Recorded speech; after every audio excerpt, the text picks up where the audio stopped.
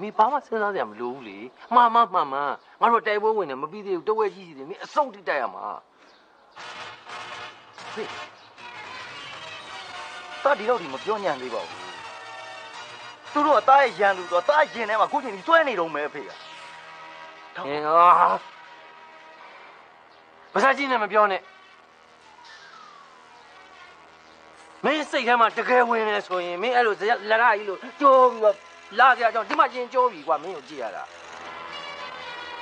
မင်းကငါပြုစုလာတာတစ်သက်လုံးကွာတိုက်ဖို့ဒီနေ့ဒီအချိန်လေးမှာမင်းကိုကျွန်တော်ပါဆိုဒူးထောက်တာမင်းလက်ခံလိုက်ပြီအဲ့လူမျိုးပန်းကောင်းအညွန့်ချိုးတယ်လို့ခေါ်တယ်ဒီမှာမြေကြီးဆွပေးတဲ့ကောင်ဘယ်လိုလုပ်မလဲဟေ့ကငါတွေးရမလုပ်နဲ့နော်